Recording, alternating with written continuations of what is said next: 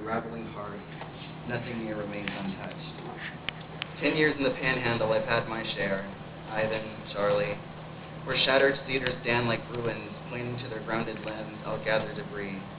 Shingles, a laundry line, wayward boxers, a scarlet branch, cutting losses after the storm has passed, like everyone else from Galveston to Tampa, because our vision only goes so far, so long, because we know wind and waves punish us completely, because we can see it coming.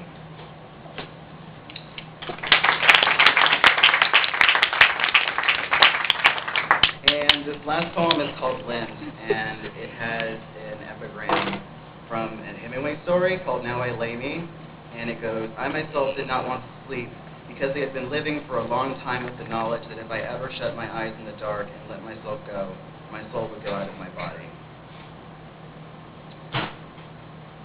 Though it is a clear evening, traffic lights churn in the wind. Birds of paradise flail, flying left and right all night. Their hysteric stalks chase those joy-colored branches. You clomp down the street, rows of dogwood fizz green, buds stuffed with white, then pink. You do not notice them. The cold snap deadheading each tree. All thoughts are towards home.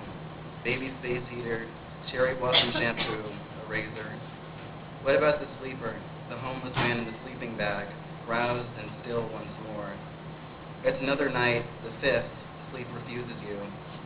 Benadryl jerking off the entirety of Citizen Kane grants a fumbling hour and a half. Bees and parade confetti clot streets and sidewalks while workers clear them.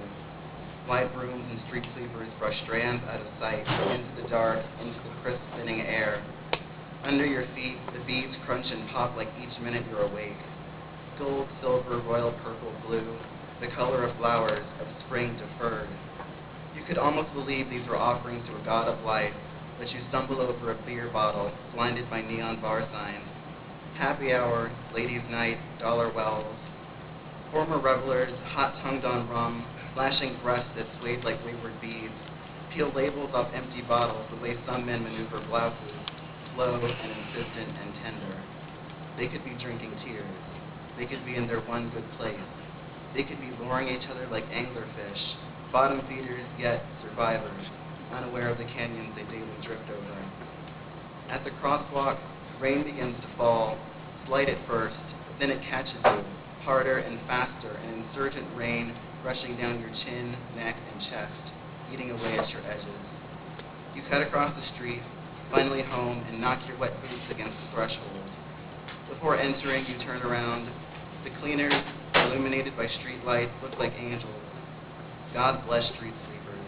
Red lights like seven seraphim drawing everything under their girth. They could swallow stars, dim and cheap as scratch-off shavings.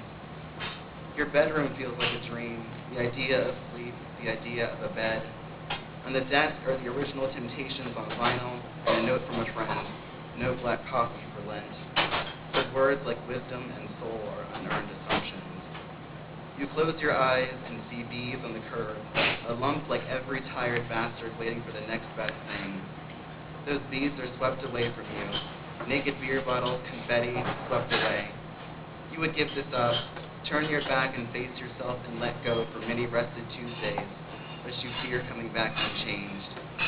Droplets tick on the window pane, enfolding formless homes and towers. City lights, gold and green and blue, horizon wide, settle in the dark. Thanks.